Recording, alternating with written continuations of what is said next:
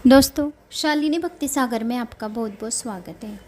तो दोस्तों, आइए श्रवण करते हैं श्रीमद् भागवत गीता के पहले अध्याय का महात्म्य। पितृपक्ष में यह भागवत गीता अवश्य सुने।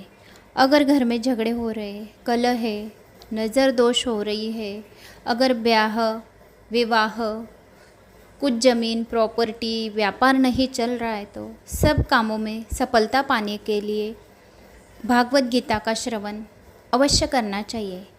जो व्यक्ति भागवत गीता का श्रवण करता है 12 महीने नहीं, लेकिन इन 15 दिनों में श्रवण करता है जो व्यक्ति, उनके पितरों को मोक्ष मिलती है, वैकुंठ लोक की प्राप्ति होती है और नरक यातनाएं उनको नहीं मिलती। मोक्ष यानी नरक यातनाएं में नहीं रहती है और वह हमें आशीर्वाद देती है।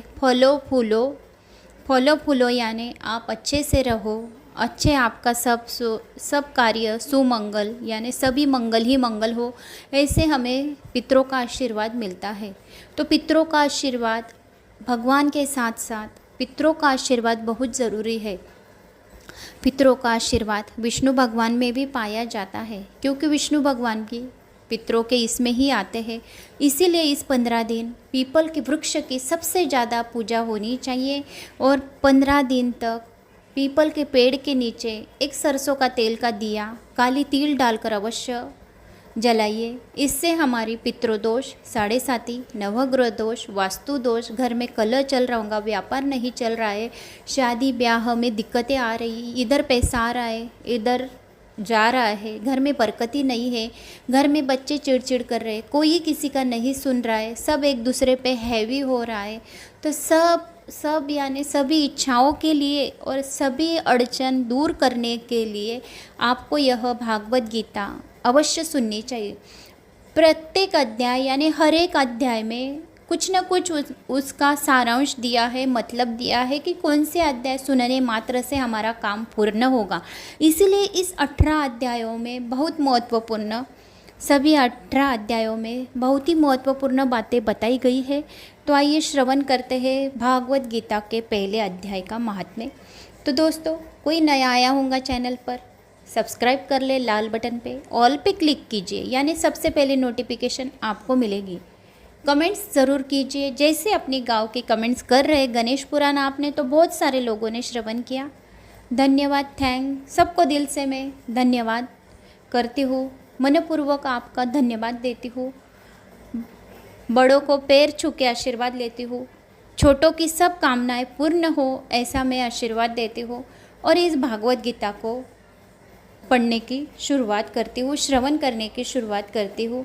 तो विष्णु भगवान आप सबकी मेरी मनोकामनाएं पूर्ण करें और हमारे घर में माँ लक्ष्मी हमेशा विराजमान रहे, अखंड लक्ष्मी प्राप्ति रहे। तो आइए श्रवण करते हैं भागवत गीता के पहले अध्याय का महात्म्य। अपनी गाँव के कमेंट्स या ओम नमो भगवते वासुदेवाय नमः इस मंत्र का जितना हो सके उतना जाप करें। दिन में सुबह शाम उठते बैठते, रात में सोते समय 108 बार माला लेके तुलसी की माला पर जाप करें।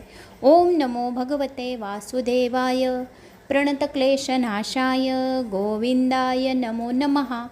जितनी बार आप यह मंत्र बोलोगे, प्रणत क्लेश नाशाय यानी अपने घर में जो कलह, छोटी मोटी बातों से, अपनी कुछ गलती न होने से भी छोटी मोटी बातों से घर में झगड़े हो रहे हैं, प्रणत क्लेश नाशाय गोविंदाय नमो नमः यानी प्रणत क्लेश नाशाय यानी हमारे घर में से जो क्लेश है नाश हो, उसका गोविंद भगवान को आपको यह प्रार्थना आप कर रहे। तो ऐसा मंत्र आप अवश्य जाप कीजिए। नहीं याद रह रहा है तो सीधी सीधी भाषा में ओम नमो भगवते वासुदेवाय, ओम नमो भगवते वासुदेवाय।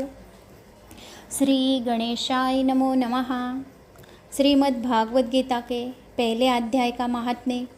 श्री पार्वती जी ने कहा, भगवान आप सब तत्वों के ज्ञाता हैं, आपकी कृपा से मुझे श्री विष्णु संबंधी नाना प्रकार के धर्म सुनने को मिले जो समस्त लोगों को उद्धार करने वाले हैं। हे देवेश, अब मैं गीता का महात्म्य सुनना चाहती हूँ, जिसका श्रवण करने से श्री हरि में भक्ति बढ़ती है।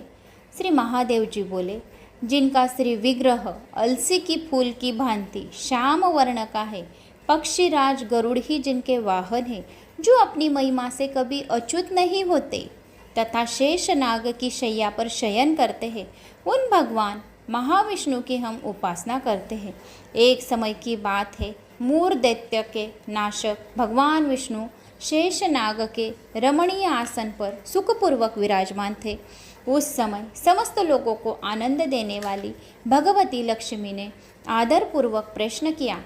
श्री लक्ष्मी जी ने पूछा, भगवान, आप संपूर्ण जगत के पालन करते हुए भी अपने ऐश्वर्यों के प्रति उदासीन से होकर जो इस क्षीर सागर में नींद ले रहे हैं, इसका क्या कारण है? श्री भगवान बोले, सुमुखी, मैं नींद नहीं लेता हूँ, अपितु तत्व का अनुसरण करने वाली अंतदृष्टि से द्वारा अपने ही माहेश्वर तेज का साक्षात्कार कर रहा हूँ।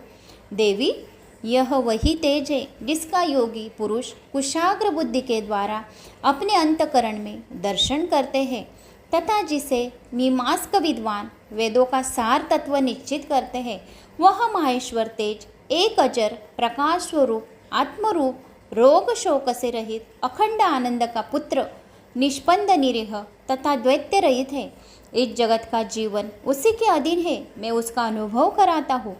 देवेश्वरी, यही कारण है मैं तुम्हें नींद लेते सा प्रतीत हो रहा हूँ।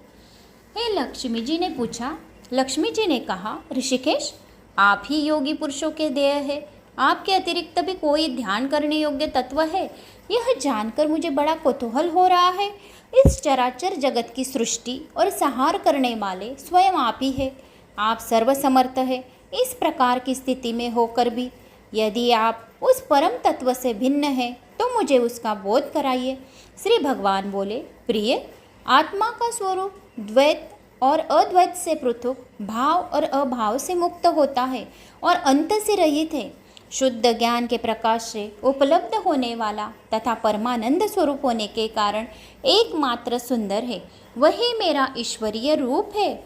आत्मा का एक तत्व ही सबके द्वारा जानने योग्य है।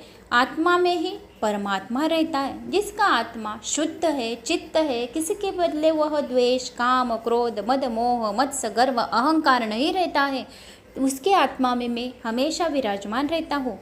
तो जो कोई इस गीता शास्त्र में इसका प्रतिपादन हुआ है।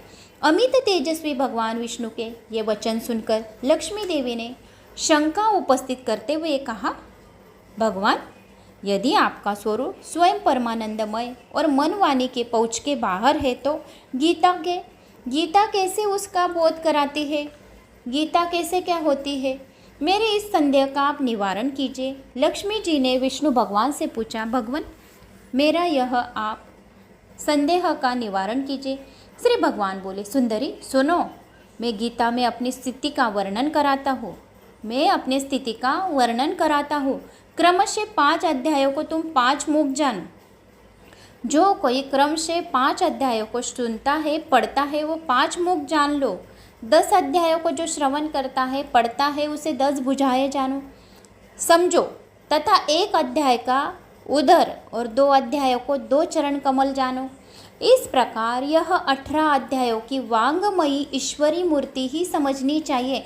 जो कोई 18 अध्याय श्रवण पठन करता है वह मेरी वांगमयी मूर्ति में ही समझ जाता है और समय में उसे प्राप्त हो जाता हूँ, उसके हृदय में स्थापित हो जाता हूँ। जो कोई 18 अध्याय श्रवण करता है, पढ़ता है, सुनता है, किसी को बताता है, यह ज्ञान मात्र से ही महान पातकों को नाश करने वाली है। जो उत्तम बुद्धि वाला पुरुष गीता के 1 या आधे या थोड़ा सा भी श्लोक अध्याय का अथवा 1 आधे चौथाई श्लोक का प्रतिदिन अभ्यास करता है, वह सुशर्मा के समान मुक्त हो जाता है। श्री लक्ष्मी जी देवी ने पूछा, देव, ये सुशर्मा कौन था? किस जाति का था और किस कारण से उसकी मुक्ति हुई? ये सारा मुझे आप बताइए। लक्ष्मी देवी जी ने विष्णु जी से कहा। श्री भगवान बोले, प्रिय, सुशर्मा बड़ी ही खोटी बुद्धि का मनुष्य था। पापियों को तो वह शिरोमणि ही था। उसका जन्म वैदिक ज्ञान से शून्य एवं क्रूरतापूर्ण कर्म करने वाले ब्राह्मणों के कुल में हुआ। वह न ध्यान करता था, न जप करता था, न होम करता था, न हवन करता था, न अतिथियों का सत्कार करता था। वह लंपट होने के कारण सदा विषय में सेवन ही आसक्त रहता था। हल जोतता और पत्ते बेचकर जीविका चलाता था। उसे मदिरा पीने का व्यसन था तथा वह मांस भी खाया करता था। इस प्रकार उसने अपने जीवन का दीर्घकाल व्यतीत कर दिया। एक दिन मूढ़ बुद्धि सुशर्मा पत्ते लाने के लिए किसी ऋषि की वाटिका में घूम रहा था। इसी बीच में काल रूपी काले सांप ने उसे डस लिया। सुशर्मा की मृत्यु हो गई। तदनंतर वह अनेक नरकों में जा वहाँ की यातनाएं भोग कर मृत्युलोक में लौट आया और वहाँ बोझ ढोने वाला बैल हुआ। उस समय किसी पढ़ने वाले यानी पढ़ने वाले अपने जीवन को आराम से व्यतीत करने के लिए उसे खरीद लिया। किसी पड़ुक्खों ने उसे खरीद लिया। जो बैल था उस समय किसी पड़ुक्खों ने उसे जीवन को अपने आराम से व्यतीत चलाने के लिए उसे खरीद लिया। बैल ने अपनी पीठ पर पड़ुक्ख का बहुत ही भार ढोते हुए बड़े कष्ट के साथ 7-8 वर्ष बिताए। एक दिन पड़ुक्खों ने किसी ऊंचे स्थान पर बहुत देर तक बड़ी तेज से उस साथ को बैल को घुमाया। इससे वह थक कर बड़े वेग से पृथ्वी पर वो बैल मूर्छा आकर गिर गया। उस समय वहाँ कुतूहलवश आकृष्ट होकर बहुत से लोग एकत्रित हो गए थे। उस जन समुदाय में से किसी पुण्यात्मा व्यक्ति ने उस बैल का कल्याण करने के लिए अपना पुण्यदान किया। तत्पश्चात कुछ दूसरे लोगों ने भी अपने अपने पुण्यों को याद करके जो कुछ पुण्य किया होगा जिसका उसका पुण्य पता है। अभी आपको पता है कि कितने सारे लोगों की कमेंट्स आती है कि दीदी हम रोज़ आपका वीडियो सुनते हैं। मराठी में कमेंट्स आती, हम रोज़ आपका जब तक वीडियो नहीं सुनते हमारा मन नहीं लगता है। हम आपका वीडियो सुनते तभी सोते हैं। हम खेत में काम कर रहे हैं लेकिन वीडियो सुन रहे हैं। हम कंपनी में काम कर रहे हैं लेकिन वीडियो सुन रहे हैं। हम सुबह जल्दी उठते हैं और 5 बजे से आपकी राह देखते हैं वीडियो की कि कब आपका वीडियो आएगा और हम कब आपका वीडियो सुनेंगे। और क्योंकि आपको पता है कि आपने बहुत पुण्य किया है, 8 पुराणों के आपने श्रवण कर लिए, ये मामूली सी बात नहीं है। और 8 पुराणों को श्रवण करने के बाद आप लोगों ने शिवलीला अमृत का अध्याय श्रवण किया है, श्री गुरु चरित्र अध्यायों का श्रवण किया है, उसके बाद आप गीता का महात्म्य का श्रवण कर रहे हैं, तो आप कोई मामूली चीज़ नहीं है। आपके पास बहुत पुण्य आपके पास, आपके आत्मा में, आपके कर्म में और आपके पदर में जो कुछ है वो बहुत सारे आपके झोली में जो पुण्य बहुत जमा हो गया है। जैसे मैं पठन करती हूँ आप वैसे ही श्रवण करते हैं। पठन करने से ज़्यादा श्रवण करने वालों की भक्ति सबसे ज़्यादा होती है। और आपका पुण्य इतना जमा हो गया कि 7 पुश्तों तक आपका पुण्य खत्म नहीं होगा। कोई आपके घर के लोग नरक यातनाएं में नहीं जा सकते, उनको मोक्ष की प्राप्ति होगी। आपकी 72 पीढ़ियों तक कोई नरक यातनाओं में नहीं जाएगा। और हमें खुद को भी कभी नरक यातनाएं देखने को नहीं मिलेगी, क्योंकि कोई एक पुराण श्रवण कर लेता है, उसकी सारी जिंदगी कर्म करने में और पुण्य करने में उसका बहुत सारा कर्म पुण्य का यानी झोली में बहुत सारे उसके पुण्य कर्म उसके जमा हो जाते हैं।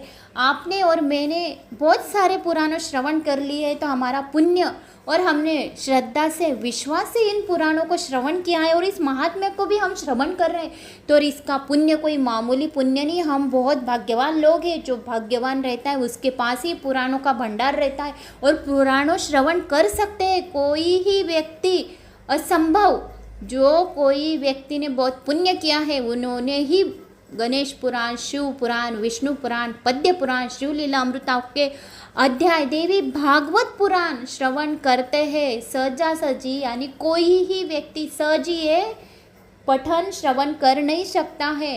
ये भगवान चुनता है उस व्यक्ति को सुनने के लिए। वह भगवान चुनता है कि कौन मेरा यह अध्याय या कौन मेरा ये महात्म्य श्रवण कर सकता है। वो भगवान चुनता है। वह हमें भगवान बुद्धि देता है कि तू इस वीडियो को लाइक कर, इस वीडियो को शेयर कर, इस वीडियो को सब्सक्राइब कर, यह वीडियो आपके तक पहुंचा। यह भगवान करता है, हम नहीं करते, हम कुछ भी नहीं करते। भगवान के बिना एक पत्ता भी नहीं हिलता, तो हम मामूली इंसान क्या कर सकते हैं। वो पलक झपकाए तभी पत्ता हिलता है, नहीं तो पत्ता हिलता नहीं है। तो वैसे ही सब लोगों ने अपना अपना पुण्य याद किया, क्योंकि आपको भी पता है कि आपने कितने कितने पुण्य किए हैं कि आपने इतने पुण्य कर्म, गणेश पुराण, ये सारे पुराणों का भंडार करके आप पुण्य जमा किए। जब भी आपको कोई ज़रूरत पड़े तो आप भगवान गणपति को याद करके, स्मरण करके, भगवान शिव को स्मरण करके आप अपना पुण्य अपने बच्चों के लिए या किसी व्यक्ति के लिए ज़रूरतमंद को दे सकते हैं, वैसे ही संकल्प लेना, हाथ में पानी लेना, जल लेना और संकल्प करना, हे देवादिदेवा महादेवा, मैंने आपके बहुत सारे गणेश पुराण श्रवण किए हैं, शिव पुराण श्रवण किया है, पद्य पुराण श्रवण किया है, विष्णु पुराण श्रवण किया है, गीता महात्म्य श्रवण किया है, देवी भागवत पुराण श्रवण किया है, शिवलीला अमृता का अध्याय का पठन पारायण किया है, तो मेरा ये पुण्य मेरा जमा है भगवान। आज इस व्यक्ति मेरा घर का बीमार है, उसके लिए आप मेरा ये पुण्य उस व्यक्ति को दे दो और आप उस व्यक्ति को ठीक कर दो। ऐसा आप भगवान भोलेनाथ को प्रार्थना करके वह जल एक डिश में छोड़ दे और भगवान शिव को एक दिया लगाए और अगरबत्ती लगाए, प्रार्थना करें, ओम नमः शिवाय मंत्र का 108 बार जाप करके आप सारे पुराणों का पुण्य, थोड़ा तो भी पुण्य आपका जमा होगा, इसमें निसंदेह नहीं है। 100% यानी 100% गारंटी है कि आपने पुण्य तो जमा किया है, मेरे साथ साथ में आपने भी जमा किया है। वैसे ही यहाँ ये बेल मुरझा आ गया है, ऊपर से गिर गया है, 7-8 साल से उस पड़ुक्कों ने खरीद लिया था, तो वो ऊपर से चोटियों से, बड़ी पहाड़ियों से गिर गया, वो बेशुद्ध हो गया। तो जो तो वहाँ एक पुण्यात्मा खड़ा था, उसको उस बेल का यह हाल देखा नहीं गया, तो वो पुण्यात्मा ने संकल्प लिया, हाथ में जल लिया और बोला कि मैंने जो मेरे ज़िंदगी में जो कुछ पुण्य मैंने किए होंगे भगवंत, वो ये पुण्य मैं इस बेल को देता हूँ, इस बेल की हालत ठीक कर दो। वैसे वो पुण्यात्मा ने वो पुण्य उस बेल को दिया। बहुत सारे लोग वहाँ इकट्ठा हुए थे। उस पुण्यात्मा स्वामी महाराज को, ऋषि महाराज को, जो होगा वो सब उसको देखकर बाजू वाले व्यक्ति की भी इच्छा हो गई, यार ये बेल तो ठीक होना चाहिए। उसने भी उसका पुण्य दे दिया। तीसरा भी उसके बाजू में खड़ा था, उसने भी तो कोई पुण्य किया होगा, उसने भी उसका पुण्य उस बेल को दे दिया। जो वो लोग जिसका उसका पुण्य उस बेल को दे रहे थे, पुण्य अपने अपने पुण्य को याद करके उस बेल को दे रहे थे और दान कर दिया, अपना पुण्य उस बेल को दान कर दिया। उसी भीड़ में एक वेश्या खड़ी थी, उसी सारी भीड़ में एक वेश्या भी वहाँ खड़ी थी।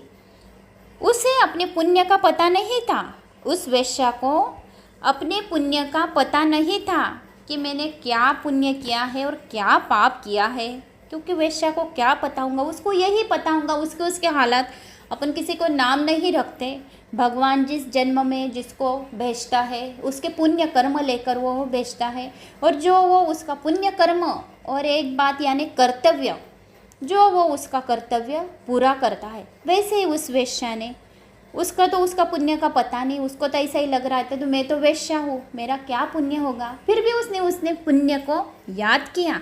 लेकिन उस वेश्या ने अपने पुण्य को पता नहीं था कि मैंने क्या पुण्य किया है, तो भी उसने लोगों को देखा, भाई लोग पुण्य कर रहे हैं उस बेल के लिए, तो उस वेश्या ने भी उन लोगों को देखा देखी उस बेल को कुछ पुण्य त्याग कर दिया। तदनंतर यानी फिर वो बेल मर गया। तदनंतर यमराज दूत उस मरे हुए प्राणी को पहले यमपुरी ले गए, यानी वहाँ पर यमराज पहुँचे। बेल तो मर गया, लेकिन पुण्य तो उसने बांट दिए थे, क्योंकि वहाँ जल छोड़ दिया था, जिसका उसका पुण्य उस बेल के तरफ चला गया। यमराज उस मरे हुए प्राणी को यानी बेल को यमपुरी ले गए। वहाँ यह विचार कर यह वेश्या के दिए हुए पुण्य से पुण्यवान हो गया। ये जो बेल था उस वेश्या के पुण्य से वो बहुत पुण्यवान हो गया, तो उसे छोड़ दिया गया। यमराज बोले इसे छोड़ दो, फिर वह भूलोक में इसको जन्म दे दो, इसका पुण्य बहुत है इसके पास। तो वो वेश्या के पुण्य के कारण उसे छोड़ दिया गया, उसे यम यातनाएं नहीं हुई बेल को। फिर वह भूलोक में आकर उत्तम कुल में और ब्राह्मण कुल में उसका घर में, अच्छे से घर में उसका जन्म हुआ। उस समय भी उसे अपने पूर्व जन्म की बातें बेल को याद थी, स्मरण बना रहा था उस बेल को। बहुत दिनों के बाद अपने अज्ञान को दूर करने वाला कल्याण तत्व का जिज्ञासु होकर वह उस वेश्या के पास गया। वो बड़ा हो गया, वो बेल तो मर गया, लेकिन उसको मनुष्य योनि प्राप्त हुई, भूलोक में उसको जन्म मिला। फिर भी उसको उस बातों का स्मरण था। वो जब बड़ा हो गया तो अपनी बातों को कुछ याद करके जिज्ञासा होकर वह वेश्या के पास गया कि उस वेश्या ने मुझे कुछ पुण्य दिया था, कुछ दान दिया था, तो उसके कारण से मुझे ब्राह्मण कुल में, अच्छे कुल में मुझे जन्म मिला है। तो वो जो आदमी था, जो बैल था पिछले जन्म में, वो मनुष्य उस वेश्या के पास गया। उसके दान की बातें बतलाते हुए उसने पूछा, वो मनुष्य ने पूछा, तुमने कौन सा पुण्य दान किया था? वेश्या ने उत्तर दिया, वह पिंजरे में बैठा हुआ तोता प्रतिदिन कुछ पढ़ता था, उससे मेरा अंतकरण पवित्र हो गया, उसका पुण्य मैंने तुम्हारे लिए दान किया। उस आदमी ने, जो बैल था, जो मर गया, उस आदमी भूलोक में यमराज लोगों ने उसे छोड़ दिया कि वेश्या के पुण्य के कारण ये बैल को छोड़ दिया जाए, इसको मनुष्य योनि दिया जाए, अच्छे कुल में, अच्छे घराने में इसको जन्म दिया जाए। फिर उसे उसकी बातों का स्मरण था और वो जब बड़ा हुआ, जिज्ञासु हो गया, तो उसे वो वेश्या की याद आई। बड़ा होने के बाद, फिर वो बड़ा होने के बाद वेश्या के पास गया और बोला, हे दीदी, हे माँ, तुमने कौन सा ऐसा पुण्य दान किया था जो मुझे यमराज लोगों ने छोड़कर भूलोक में अच्छे कुल में जन्म दिया?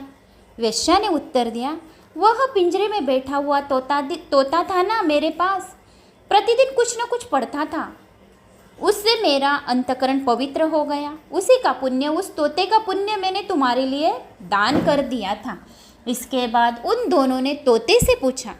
तब उस तोते ने अपने पूर्व जन्म का स्मरण करके प्राचीन इतिहास कहना आरंभ किया। शुक बोला, पूर्व जन्म में विद्वान होकर भी विधाता के अभिमान से मोहित रहता था। मेरा राग द्वेष इतना बढ़ गया था कि मैं गुणवान विद्वानों के प्रति भी ईर्ष्या भाव रखने लगा। फिर समयानुसार मेरी मृत्यु हो गई और मेरे अनेकों घृणित लोकों में भटकता फिरा। उसके बाद इस लोक में आया। शत्रु की अत्यंत निंदा करने के कारण तोते के कुल में मेरा जन्म हुआ।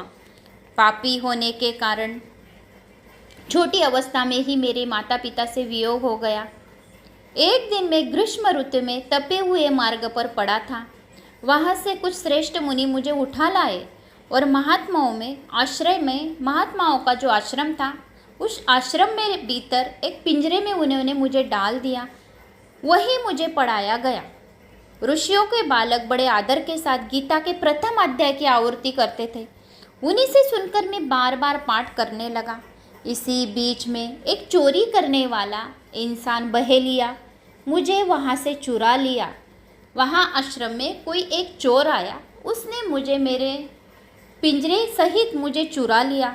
उसके पश्चात इस देवी ने मुझे खरीद लिया। वो चोर वह पिंजरा उठाकर ले आश्रम गया। आश्रम के बाद उसने पिंजरा उठाया। वो चोर को लगा, यहाँ तो आश्रम में, ऋषि मुनि के आश्रम में पैसे तो कुछ होंगे नहीं, पैसे तो कुछ दिखे नहीं उसको, सोना चांदी कुछ भी नहीं दिखा। उसको दिखा इस तोते का पिंजरा। उसने विचार किया, क्यों न इस तोते को ही बेच दूँ और कुछ पैसे आएंगे। फिर वह बाजार गया। वो चोर उस तोता और पिंजरे सहित उसने बेच दिया। वहाँ खड़ा रहा। वह पिंजरा और तोता इस वेश्या ने खरीद लिया और उसके पश्चात इस देवी ने मुझे खरीद लिया। यही मेरा जीवन का सारा वृत्तांत है, जिसे मैं अपने आप लोगों से बता दिया हूँ। मैंने आप लोगों से बता दिया। पूर्व काल में मैंने इस प्रथम अध्याय का अभ्यास किया था। जो ऋषि मुनि रोज पढ़ते थे वही मैं सुनता था और सुनने के कारण मैं वही बड़बड़ाता था। गीता का पहले अध्याय का रोज पठन करता था। जो कोई गीता का अध्याय का पठन करता है, श्रवण करता है, उसको यमदूत हाथ लगाते नहीं है, उसको मोक्ष की प्राप्ति होती है, ऐसे कहा। फिर उसके बाद प्रथम अध्याय का अभ्यास किया था, जिससे मैंने अपने पाप को दूर किया। जो गीता के पहले अध्याय को सुनता है, पढ़ता है, श्रवण करता है, शेयर करता है, किसी को बताता है, वह सभी पापों से दूर हो जाता है। फिर उससे इस वेश्या का भी अंतकरण शुद्ध हो गया। मैं गीता का रोज अध्याय का पठन करता था, पढ़ता था, बड़बड़ाता था। रोज इस वेश्या भी यह सुनती थी। जो मैंने आपको सारा यह वृत्तांत बताया, वो तोता रोज पढ़ता था, क्योंकि वो ऋषि मुनियों के आश्रम में था। मैंने वो जब गर्मी के दिन थे, गर्मी के दिनों में वह तोता रास्ते में पड़ा था, तो तब यह ऋषि मुनि ने उठाकर उन्होंने अपने पिंजरे में आश्रम में रखा। तो उसके बाद वहाँ पर चोर आए। चोर चोरी करने आए तो उनको कुछ दिखा नहीं, तो उन्होंने पिंजरा के तोता और पिंजरा उठा कर लाया, बाजार में बेचने के लिए बैठ गया। वह बाजार में बैठने के लिए बैठा तो वहाँ पर वह वेश्या आई और वेश्या ने इस पिंजरे को खरीद लिया अच्छे दामों में। और वेश्या यह जो तोता रोज बोलता था, गीता का पहले अध्याय का पठन करता था, श्रवण करता था, बड़बड़ाता था, रोज रोज वो वेश्या वह पिंजरे के पास जाती थी कि तोता क्या बोल रहा है, तोता क्या बोल रहा है, तोता क्या बोल रहा है, रोज कान लगाकर सुनती थी। सुनने मात्र से ही उसका अंतकरण पवित्र हो गया, शुद्ध हो गया। उसी के पुण्य से ये द्विजश्रेष्ठ सुशर्मा भी पाप मुक्त हो गया।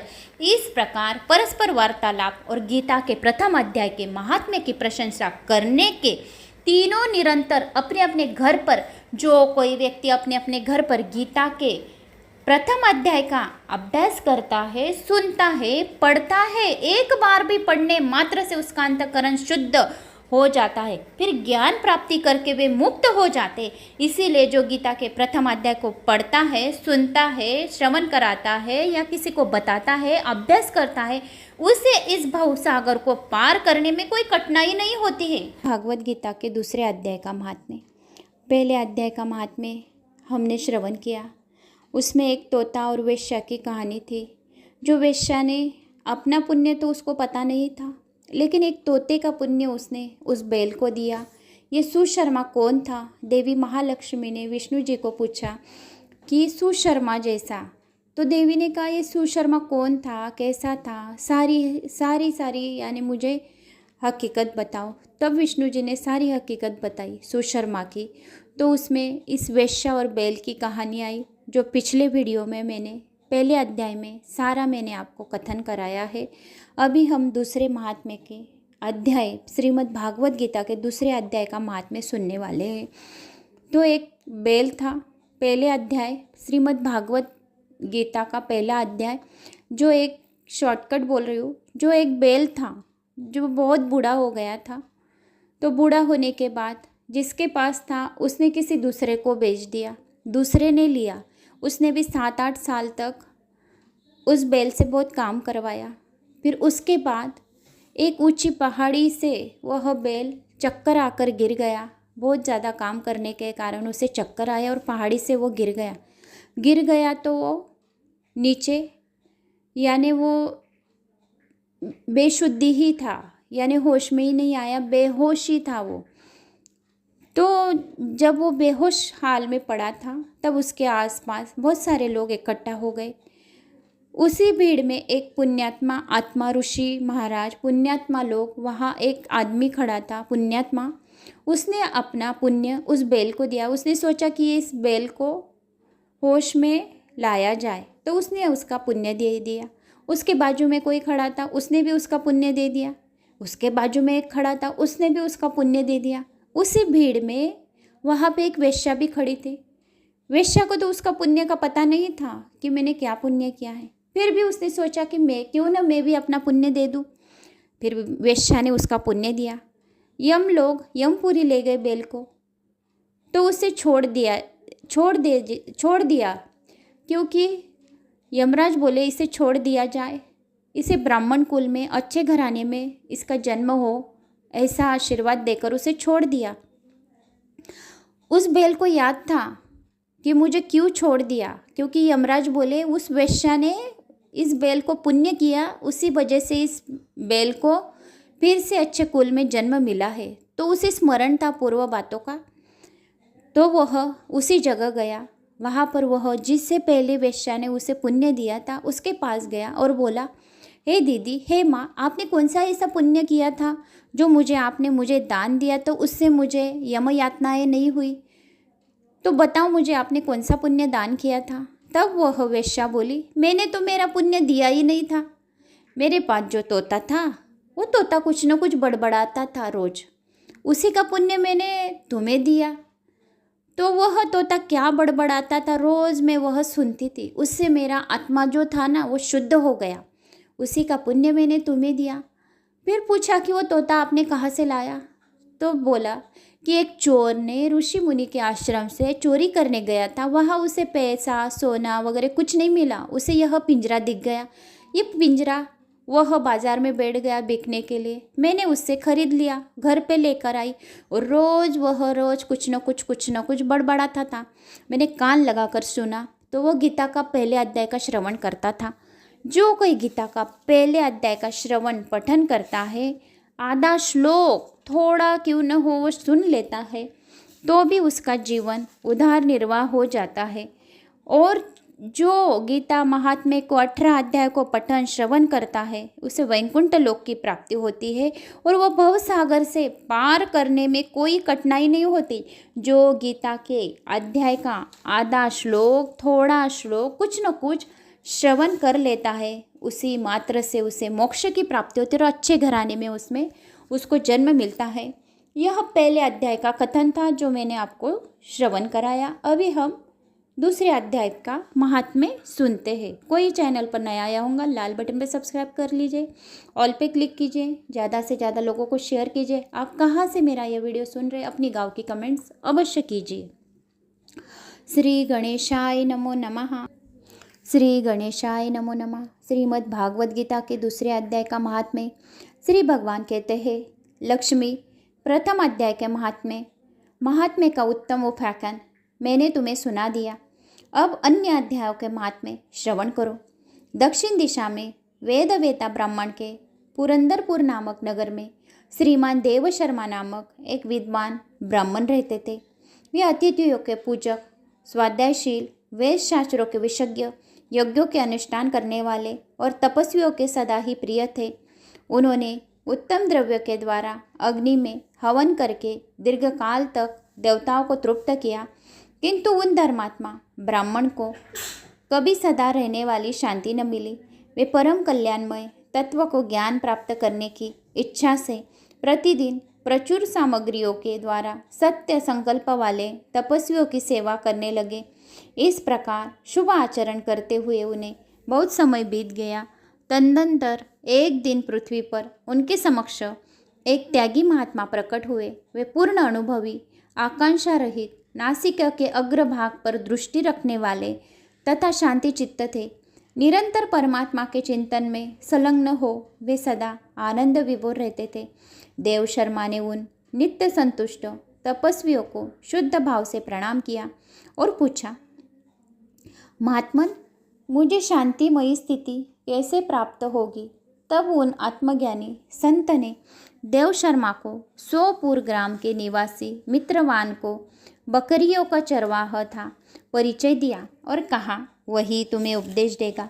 यह सुनकर देव शर्मा ने महात्मा के चरणों की वंदना की और समृद्धशाली सोपुर ग्राम में पहुंचकर उसके उत्तर भाग में एक विशाल वन दिखा। उसी वन में नजदीक किनारे एक शिला पर मित्रवान बैठा था। उसके नेत्र आनंद रीत कर से निश्चल हो रहे थे। वह अपलक दृष्टि से देख रहा था। वह स्थान आपस का स्वाभाविक वैर छोड़कर एकत्रित हुआ परस्पर विरोधी जंतुओं से घिरा था। वहाँ उद्यान में मंद मंद वायु चल रही थी। मृगों के झुंड शांत भाव से बैठे थे और मित्रवान दया से भरी हुई आनंदमयी मनोहारिणी दृष्टि से पृथ्वी पर मानो अमृत छिड़क रहा था। इस रूप में उसे देखकर देव शर्मा का मन प्रसन्न हो गया। वे उत्सुक होकर बड़ी विनय के साथ मित्रवान के पास गए। मित्रवान ने अपने मस्तक को किंचित नवाकर देव शर्मा का सत्कार किया।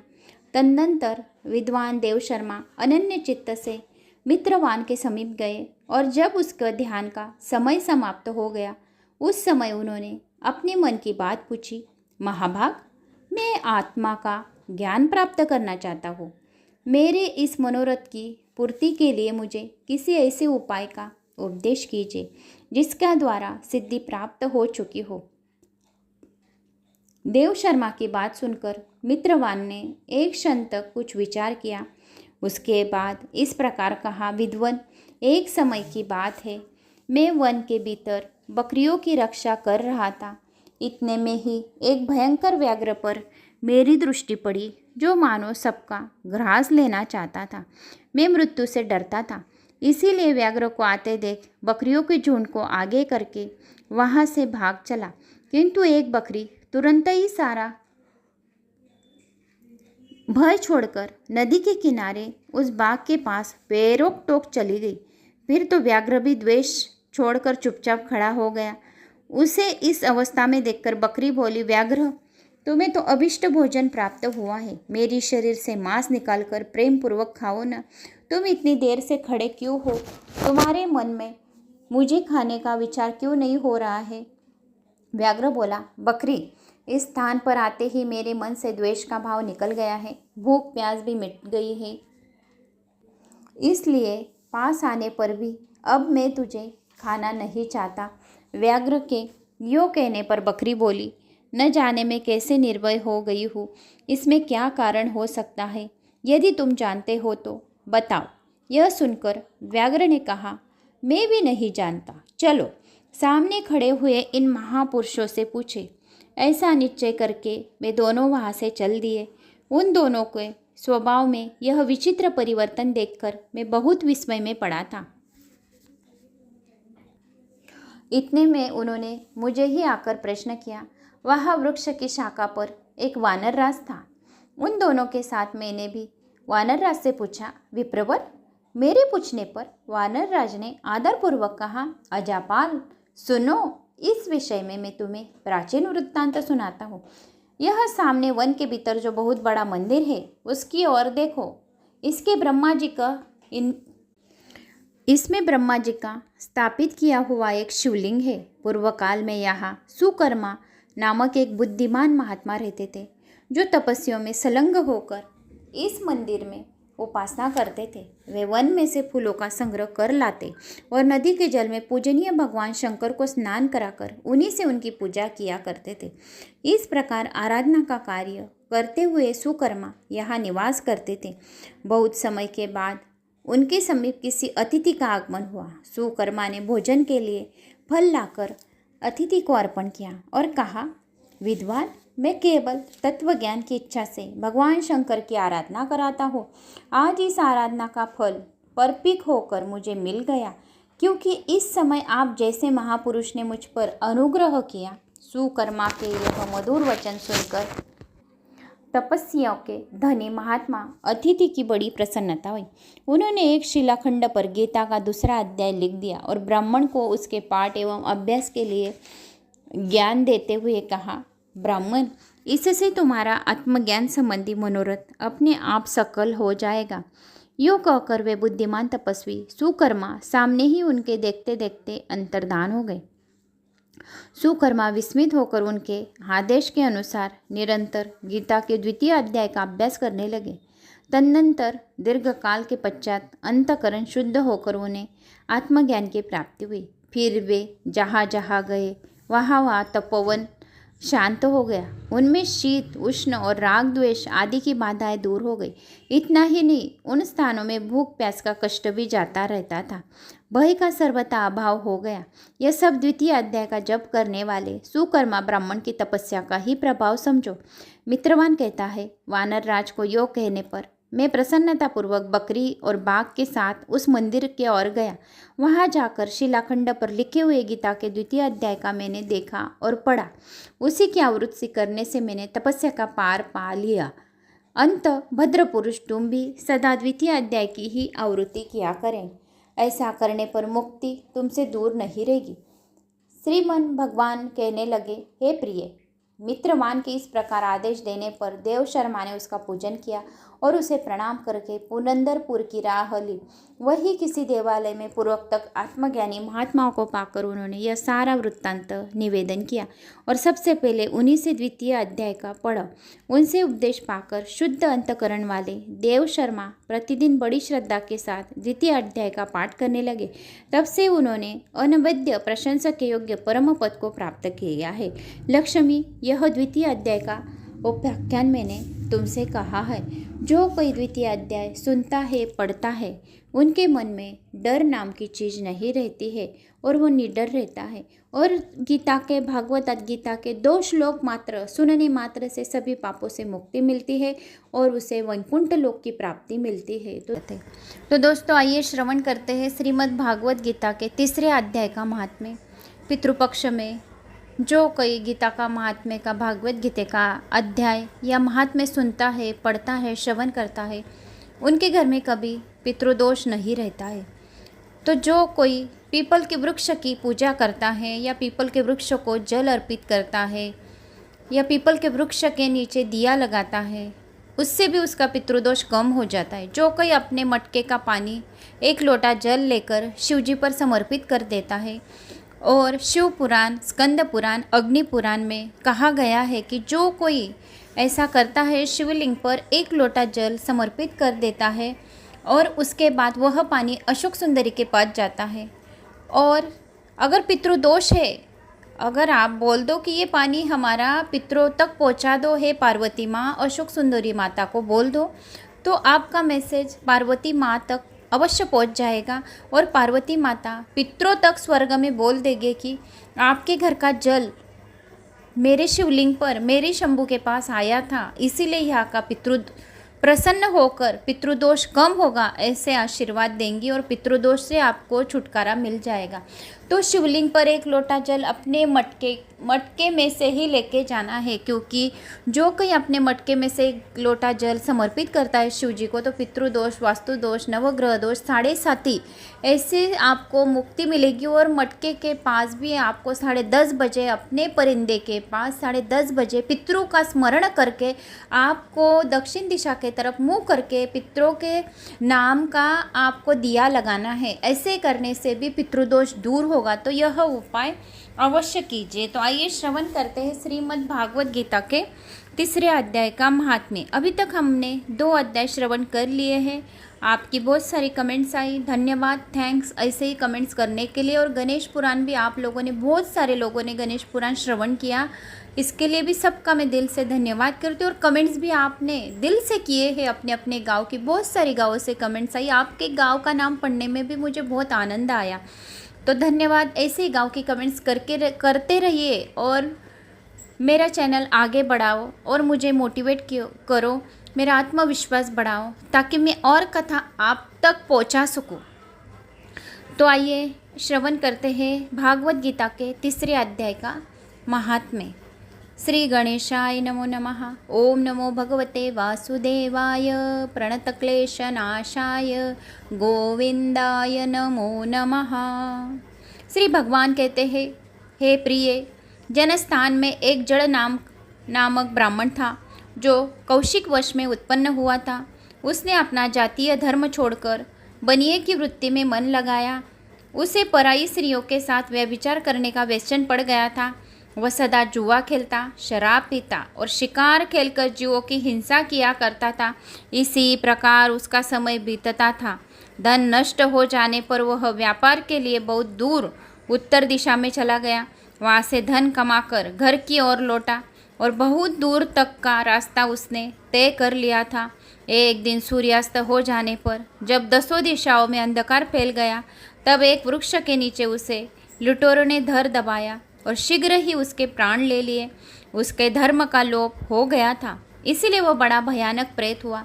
उसका पुत्र बड़ा धर्मात्मा और वेदों का विद्वान था। उसने अब तक पिता के लौट आने की राह देखी। जब वे नहीं आए, तब उनका पता लगाने के लिए वह स्वयं भी घर छोड़कर चल दिया। वह प्रतिदिन खोज करता, मगर राहगीरों से पूछने पर भी उसे उनका कुछ समाचार नहीं। एक दिन एक मनुष्य से उसकी भेंट हुई, जो उसके पिता का सहायक था। उससे सारा हाल जानकर उसने पिता की मृत्यु पर बहुत शोक किया। वह बड़ा बुद्धिमान था। बहुत कुछ सोच विचार कर पिता का पारलौकिक कर्म करने की इच्छा से आवश्यक सामग्री साथ ले उसने काशी जाने का विचार किया। मार्ग में 7-8 मुक्काम डालकर वह 90वें दिन भी उसी वृक्ष के नीचे पहुंचा, जहां उसके पिता मारे गए थे। उस स्थान पर उसने संध्या उपासना की और गीता के 3 अध्याय का पाठ किया। इसी समय आकाश में बड़ी भयानक आवाज़ हुई। उसने अपने पिता को भयंकर आकार में देखा। फिर तुरंत ही अपने सामने आकाश में उसे एक सुंदर विमान दिखाई दिया, जो महान तेज से व्याप्त था। उसमें अनेकों क्षुद्र घटिकाएं लगी थी। उसमें तेज से समस्त दिशाएं आलोकित हो रही थी। यह दृश्य देखकर उसके चित्त की व्यग्रता दूर हो गई। उसने विमान पर अपने पिता को दिव्य रूप धारण किए विराजमान देखा। उनके शरीर पर पीतांबर शोभा पा रहा था। और मुनिजन उनकी स्तुति कर रहे थे। उन्हें देखते ही पुत्र ने प्रणाम किया। तब पिता ने भी उसे आशीर्वाद दिया। तत्पश्चात उसने पिता से यह सारा वृत्तांत पूछा। उसके उत्तर में पिता ने सब बातें बताकर इस प्रकार कहना आरंभ किया। बेटा, देववश मेरे निकट गीता के तृतीय अध्याय का पाठ करके तुमने इस शरीर के द्वारा किए हुए दुस्तज्य कर्म बंधन से मुझे छुड़ा दिया है। अंत अब घर लौट जाओ, क्योंकि जिसके लिए तुम काशी जा रहे थे वह प्रयोजन इस समय तृतीय अध्याय के पाठ से ही सिद्ध हो गया। जो कोई काशी जाता होगा या काशी में निवास के लिए यह कुछ कार्य करते होंगे, अगर भागवत गीता के तीसरे अध्याय का पाठ से श्रवण मात्र से ही काशी क्षेत्र का पुण्य फल की प्राप्ति होगी। पिता के यो कहने पर पुत्र ने पूछा, तात, मेरे हित का उपदेश दीजिए तथा और कोई कार्य जो मेरे लिए करने योग्य हो बतलाइए। तब पिता ने उससे कहा, अनग, तुम्हें यह कार्य फिर करना है। मैंने जो कर्म किया है वही मेरे भाई ने भी किया था। इससे वे घोर नरक में पड़े हैं। उनका भी तुम्हें उद्धार करना चाहिए तथा मेरे कुल के और भी जितने लोग नरक में पड़े हैं उनके सबका भी तुम्हारे द्वारा उद्धार हो जाना चाहिए। यही मेरा मनोरथ है। बेटा, जिस साधन के द्वारा तुमने मुझे संकट से छुड़ाया है उसी का अनुष्ठान औरों के लिए भी करना उचित है। अगर कोई यह तृतीय अध्याय का श्रवण पठन करता है उनके भी पितर को मोक्ष मिलेगी। उसका अनुष्ठान करके उससे होने वाला पुण्य उन नारों की जीवों का संकल्प करके पुण्य उनको पितरों को दे दो तो वह भी मुक्त हो जाएंगे। इससे वे समस्त पूर्वज मेरी तरह ही यातनाएं से, नरक यातनाएं से मुक्त हो जाएंगे। स्वकल्प काल में श्री विष्णु के परम पद को प्राप्त होंगे।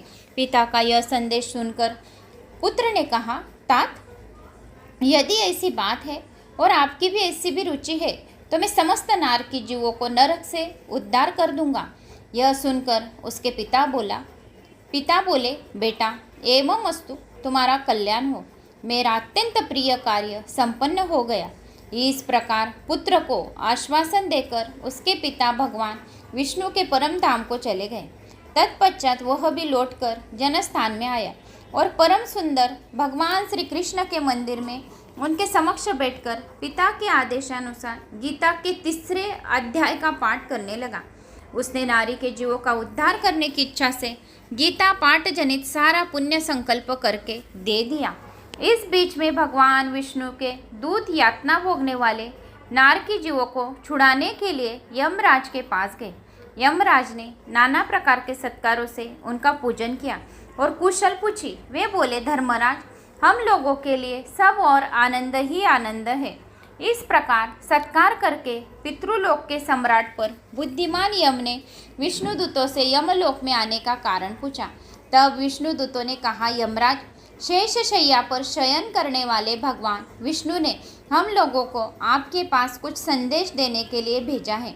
भगवान हम लोगों के मुख से आपकी कुशल पूछते हैं और यह आज्ञा देते हैं कि आप नरक में पड़े हुए समस्त प्राणियों के छोड़ दें।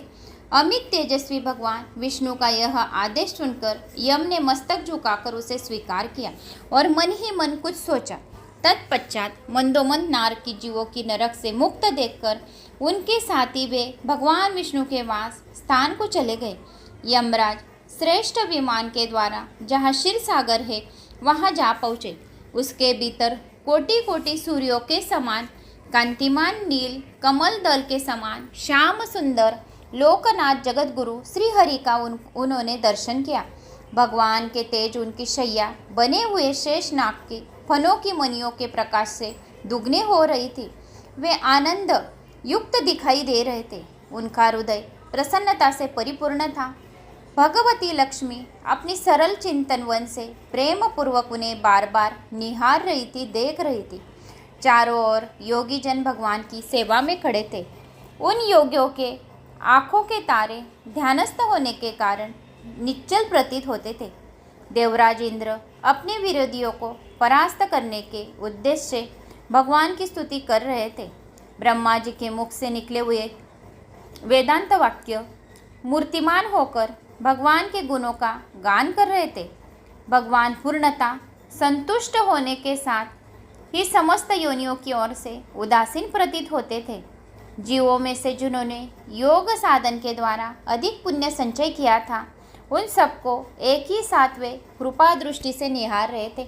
भगवान अपने स्वरूपभूत अखिल चराचर जगत को आनंदपूर्ण दृष्टि से आमोदित कर रहे थे।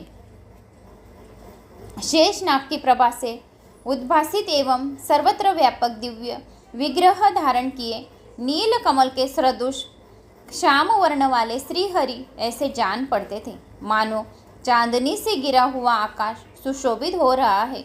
इस प्रकार भगवान की झांकी करके यमराज अपनी विशाल बुद्धि के द्वारा उनकी स्तुति करने लगे। यमराज बोले, संपूर्ण जगत का निर्माण करने वाले परमेश्वर, आपका अंतकरण अत्यंत निर्मल है। आपसे मुख से ही वेदों का प्रादुर्भाव हुआ है। आप ही विश्व स्वरूप और इसके विधायक ब्रह्मा है। आपको नमस्कार है। अपने बल और वेग के कारण जो अत्यंत दुर्दर्श प्रतीत होते हैं, ऐसे दान वेदों का अभिमान चूर्ण करने वाले भगवान विष्णु को नमस्कार है। पालन के समय सत्वमय शरीर धारण करने वाले विश्व के आधारभूत सर्वव्यापी श्री हरि को नमस्कार है। समस्त देहधारियों की पातक राशियों को दूर करने वाले परमात्मा को प्रणाम है। जिनकी ललाटवर्ती नेत्र के तनिक सा खुलने पर भी आग की लपटें निकलने लगती है, उन रुद्र रूपधारी आप परमेश्वर को नमस्कार है। आप संपूर्ण विश्व के गुरु, आत्मा और महेश्वर हैं। अंत समस्त वैष्णव जनों को संकट से मुक्त करके उन पर अनुग्रह करते हैं। आप माया से विस्तार को प्राप्त हुए अखिल विश्व में व्याप्त होकर भी कभी माया अथवा उससे उत्पन्न होने वाले गुणों से मोहित नहीं होते। माया तथा माया जनित गुणों के बीच में स्थित होने पर भी आप पर उनमें से किसी का प्रभाव नहीं पड़ता। आपकी महिमा का अंत नहीं है, क्योंकि आप असीम हैं। फिर आप वाणी के विषय कैसे हो सकते हैं? अंत मेरा मौन रहना ही उचित है। इस प्रकार स्तुति करके यमराज ने हाथ जोड़कर कहा, जगत गुरु, आपके आदेश से इन जीवों का गुण रहित होने पर भी मैंने छोड़ दिया है। अब मेरे योग्य और जो कार्य हो उसे बताइए। उनके योग कहने पर भगवान मधुसूदन मेघ के समान गंभीर वाणी द्वारा मानो अमृत रस से सींचते हुए बोले, धर्मराज, तुम सबके प्रति समान भाव रखते हुए लोगों का पाप से उद्धार कर रहे हो। तुम पर देहधारियों का भार रखकर मैं निश्चिंत हूँ। अंत तुम अपना काम करो और अपने लोक को लौट जाओ। यो कहकर भगवान अंतर्धान हो गए। यमराज भी अपनी पुरी में लौट आए। तब वह ब्राह्मण अपनी जाति के और समस्त नारी के जीवों को नरक से उद्धार करके स्वयं भी श्रेष्ठ विमान द्वारा श्री विष्णु के धाम चले गए। तो यह रहा भागवत गीता के तीसरे अध्याय का महात्म्य, जो मैंने आपको इस वीडियो के माध्यम से तीसरे अध्याय का महात्म्य बताया है। तो दोस्तों, कृष्ण और अर्जुन का तीसरे अध्याय का महात्म्य और संवाद भी सुनो इस वीडियो के माध्यम से। अर्जुन ने प्रश्न किया कि हे जनार्दन, यदि कर्मों की अपेक्षा ज्ञान आपके श्रेष्ठ मान्य है, फिर हे केशव, मुझे भयंकर कर्म में क्यों लगाते हैं तथा आप मिले हुए वचन से मेरी बुद्धि को मोहित सी करते हैं। इसीलिए उसे एक बात को निश्चय करके कहिए कि जिससे मैं कल्याण को प्राप्त हो। इस प्रकार अर्जुन के पूछने पर भगवान श्री कृष्ण महाराज बोले, हे निष्पाप अर्जुन, इस लोक में दो प्रकार की निष्ठा है, मेरे द्वारा पहले कही गई है। ज्ञानियों के ज्ञान योग और योगियों के निष्काम कर्म योग से। परंतु किसी भी मार्ग के अनुसार कर्मों को स्वरूप से त्यागने की आवश्यकता नहीं है, क्योंकि मनुष्य न तो कर्मों के न करने से निष्कर्मता को प्राप्त होता है और न ही कर्मों को त्यागने से मात्र से भगवत साक्षात्कार रूप सिद्ध को प्राप्त होता है, तथा सर्वथा कर्म का स्वरूप से त्याग हो भी नहीं सकता, क्योंकि कोई भी पुरुष किसी काल में क्षण मात्र भी बिना कर्म किए नहीं रहता है। निसंदेह सभी पुरुष प्रकृति से उत्पन्न हुए गुणों द्वारा परवश हुए कर्म करते। इसीलिए जो मूढ़ बुद्धि पुरुष कर्म इंद्रियों के हट से रोककर इंद्रियों को भोगों को मन से चिंतन करता है, वह मिथ्याचारी अर्थात दब्बी कहा जाता है। और हे अर्जुन, जो पुरुष मन से इंद्रियों को वश में करके अनासक्त हुआ कर्म इंद्रियों से कर्म योग का आचरण करता है, वह सबसे ज़्यादा श्रेष्ठ है। इसीलिए तू शास्त्र विधि से नियत किए हुए सधर्म रूप को कर्म को कर। क्योंकि कर्म न करने की अपेक्षा कर्म करना श्रेष्ठ है तथा कर्म न करने से तेरा शरीर निर्वाह भी नहीं सिद्ध होगा। हे अर्जुन, बंधन के भय से भी कर्मों को त्याग करना योग्य नहीं है, क्योंकि यज्ञ अर्थात विष्णु के निमित्त किए हुए कर्म के सिवा अन्य कर्म में लगा हुआ ही यह मनुष्य कर्मों द्वारा बनता है। इसीलिए हे अर्जुन, आसक्ति से रहित हुआ उस परमेश्वर निमित्त कर्म का भली प्रकार आचरण कर। कर्म न करने से तू पाप को भी प्राप्त होगा, क्योंकि प्रजापति ब्रह्मा ने कल्प के आदि में यज्ञ सहित प्रजा को रचकर कहा है कि यज्ञ द्वारा तुम लोग वृद्धि के प्राप्त हो और यह यज्ञ तुम लोगों को इच्छित कामनाओं के लिए देने वाला होगा तथा तुम लोग इस यज्ञ द्वारा देवताओं की उन्नति करो और देवता लोग तुम लोगों की उन्नति करेंगे। इस प्रकार आपस में कर्तव्य समझकर उन्नति करते हुए परम कल्याण को प्राप्त होंगे तथा यज्ञ द्वारा बढ़ाए हुए देवता लोग तुम्हारे लिए बिना मांगे ही प्रिय भोगों को देंगे। उनके द्वारा दिए हुए भोगों को जो पुरुष इनके लिए बिना दिए ही भोगता है वह निश्चय ही चोर रहता है, कारण कि यज्ञ से शेष बचे हुए अन्नों को खाने वाला श्रेष्ठ पुरुष सब पापों से छूटता है।